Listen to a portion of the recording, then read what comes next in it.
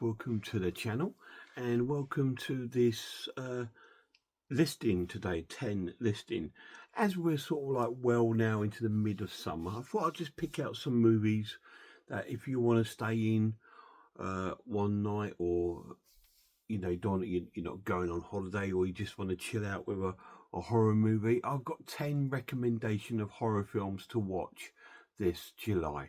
Now, they're not related to summer, okay? They're not related to summer or nothing like that. I just thought, you know what? I'm just going to recommend 10 films for you guys. So hopefully there might be one or two that you haven't seen. Hopefully there's one or two that you have seen. But I thought I'd recommend some for you to maybe re-watch or dig out and watch for the first time in July. When the evenings have cooled down and you just want to relax to a horror movie, here's 10 recommendations from me. So they're all quite random. So the first one up is a film made by the creators of Paranormal Activity, and it's called Chernobyl Diaries. Now, this is an old Blu-ray steelbook version of the film by Studio Canal, I believe this is. Yeah, this could do a good new re-release, but yeah, this is a really cool film. It's based on, there's this guy that does these trips into Chernobyl. Obviously, Chernobyl is closed down to the public, but he does trips for tourists to get them in so they can have a look around. And these tourists go in and they have a bit of a disastrous night. They get confronted by a rabid bear at one point. They also see things that they shouldn't be seeing there, and there is some kind of like supernatural elements going on within the Chernobyl area. It's really, really cool. It's really spooky and scary. So if you want one to put on late at night to scare the hell out of you, Chernobyl Diaries is the one. Really cool film. I must re-watch this sometime and review it on my channel. Now, if historical horror is more your sort of thing, and investigation sort of horror is your sort of thing, there's nothing more perfect than the next film with Sean Connery in The Name of the Rose.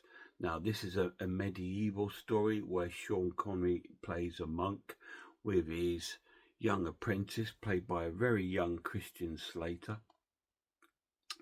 And they're going to this monastery, but this monk's monastery, where there's been some murders happening of some monks, and they're going to help investigate it. Sean Connery is a bit of a sort of detective kind of monk, and he's trying to help them out before the Spanish Inquisition turn up and make all hell will break loose. So that's what this film's really, really cool. It's a really cool mystery. There's some quite gory scenes in it. There's a few deaths in there, but there's nothing anyone can't handle. It's got a lot of real good, strong medieval atmosphere in there, which is really cool. Love this film. Name of the Rose is a high recommended film this July. A bit of a slasher fun now. Just to break it up a bit, with Bruce Campbell in Maniac Cop. This is one. This went on to form like a franchise in the end, and this is the Arrow release of Maniac Cop with the original artwork there. Yeah, really cool film about this cop that's going around killing people at night, and they think it's Bruce Campbell because he goes away from his wife at night, so they think it's him, but in fact it's not. He's having an affair with another police officer called Teresa, and it's a really cool film. So no one believes him, so they go out to try and prove that it is this long time dead police officer that isn't dead doing these killings. It's a really cool film.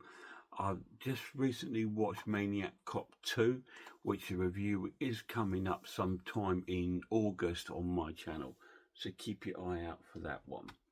A Video Nasty next from Italy, because I had to put one in there, didn't I? And it's an Umberto Lenzi film called Man from Deep River. Now, this is a cannibal film, and it's the one that started the cannibal sort of franchise in Italy. There were cannibal films before this. There were 2 or 3 cannibal films from the UK before this, but this is the Italian version. So be warned, it does contain a bit of animal cruelty. Nothing really major, but there is some in there. It's probably one of the weakest in animal cruelty out of all of the cannibal films. So yeah, really cool film about it. It's based a little bit on an American Western that came out that I brought the other week, about this guy who's trying to be integrated into the village, and he has to go for all this sort of ceremonial sort of things to be accepted by this village of cannibals. It's a really cool film, and I absolutely loved it. Amazing film. Man from Deep River. I highly recommend watching it. We've got a creature feature next from Italy as well, because we might as well stay there. We've got Killer Crocodile. This is such a cool Killer Crocodile film. It's probably one of my favourites, to be honest. I mean, I enjoy Crawl. I enjoy all the other crocodile ones that I have, but this is probably one of my favourites just because it's so silly and daft and really quite gory and really cool. It's in the Italian collection. Really neat. Great film. Highly recommend it. It's just good Killer Crocodile fun. Really cool. Great sort of summer film to watch late at night. Sci-fi horror next. A film similar to sort of Alien, and it's called Life. About this microscopic sort of like bacterial sort of insect gets into the spaceship and starts infecting the crew. So it's like a cross really between Alien and The Thing, really. It's a really cool film. It's not ultra gory or ultra violent, but it is quite scary because it's set in an isolated place. If you don't like films that are in isolated places and they can't really get away from anything, then it's probably not for you. But it's a great film. It's a good tense watch. So Life is another one that I'd really highly recommend. British folk horror next, with Kill List. I've not watched this for a long time, but when I recently went to HorrorCon, I went and listened to the interview with the actor from the film, who was fantastic, and he walked past me and I managed to shake his hand, so that was really cool. Didn't get any autographs or nothing from him, but I kind of wish I had now.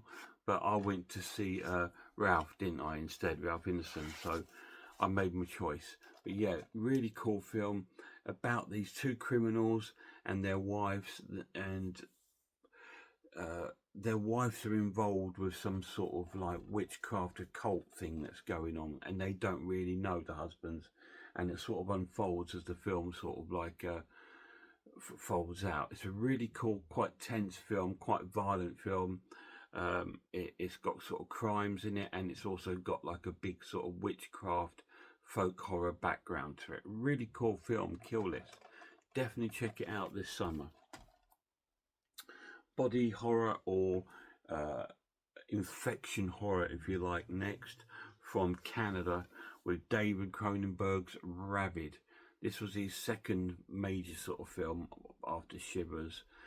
Really cool film about this plastic surgery clinic where there's this accident on the motorbike with this guy and girl outside, and they get brought into the clinic, and the surgeon there tries some sort of experimental thing on the girl while he's trying to help her stop losing blood, and she becomes infected, and she starts passing this infection around, which causes all these people to have rabies. It's a really cool film. This does have a narrow release, but this is the 101 collector's edition release,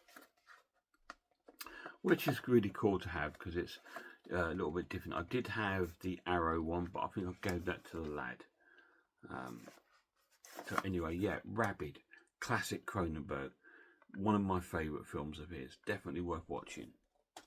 2 more to go.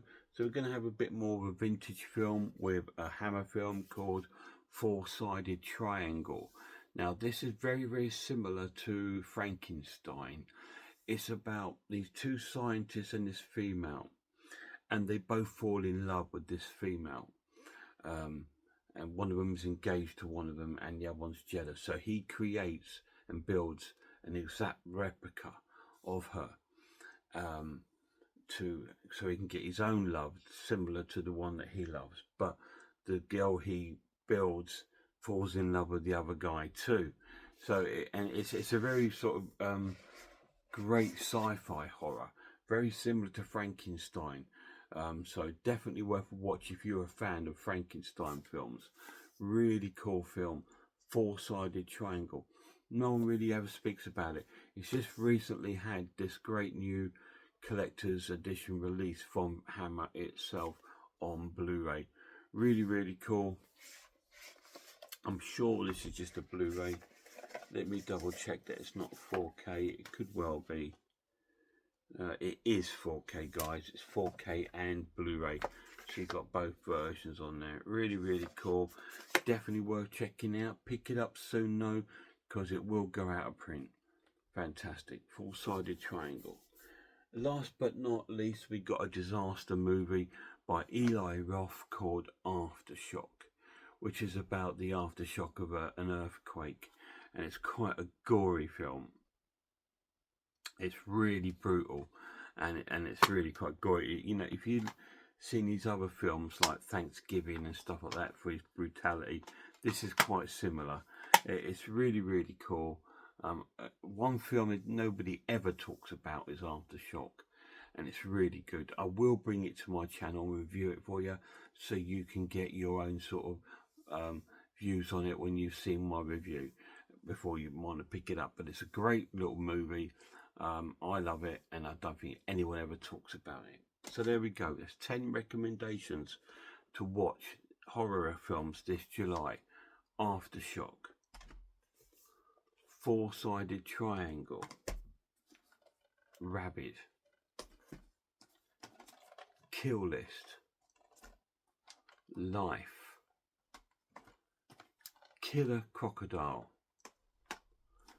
Man from Deep River, be warned though, Maniac Cop, Name of the Rose, Chernobyl Diary. So I hope I've put a little bit of everything there for everyone. Whatever you do, have a great July. Stay hydrated and stay safe.